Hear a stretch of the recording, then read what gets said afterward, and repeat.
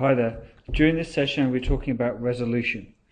What this is to be able to resolve, which means to be able to distinguish between different sources of light overcoming the diffraction effect which is taking place. And we're also going to use what's known as the Rayleigh Criterion to be able to put some numbers behind our ability to be able to resolve different light sources. So let's start off with some thinking.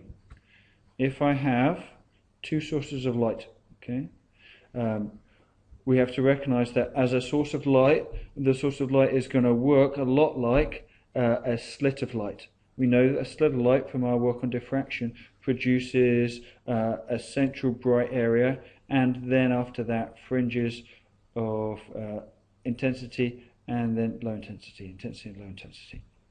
Now, this makes being able to distinguish between two areas of light an interesting proposition. So let's take it through. Two well-resolved sources of light. So for instance, I've got two headlights on a car in my picture here. Now, well-resolved means that there's no interference between the two central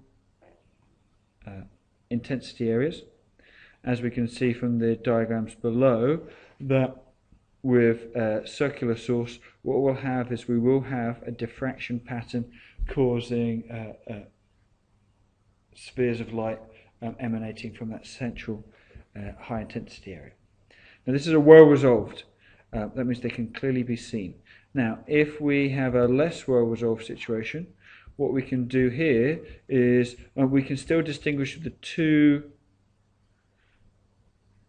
circles, but there's beginning to be some interference between the edges of this circle. So this is the edge of being resolved. If we get a little bit further away, what happens is that we could just about resolve, potentially, where the two spotlights are in existence. So what we can see here is that the minimum value, which is associated with S2 in this case, coincides with the maximum value of source 1. So that's pretty much as close as you can possibly get and still be able to recognize that there's two light sources. So this is just resolved.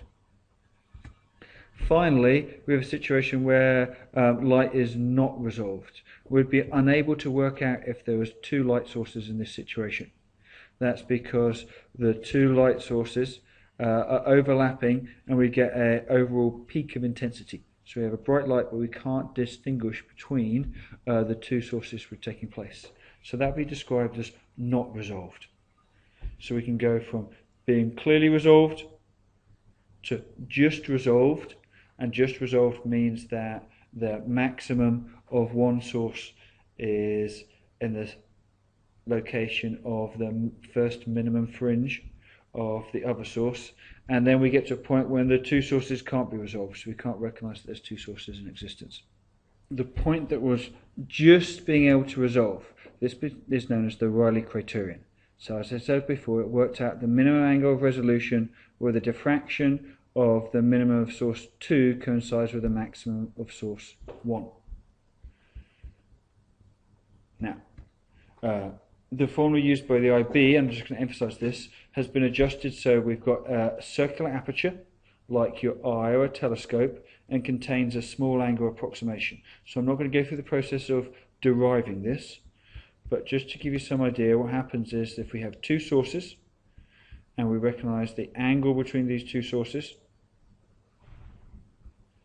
and dependent on the size of this circular aperture, we get a formula which is theta, which is the angle, equals 1.22 times the wavelength divided by b, and b is the diameter of the lens. Okay. Now, once you know what this value is, you could obviously be able to work out at what distance away we'll be able to distinguish between two sources of light. So that's the idea of the Rayleigh Criterion. It's just at that cusp of just being able to resolve. Let's think of this as a question.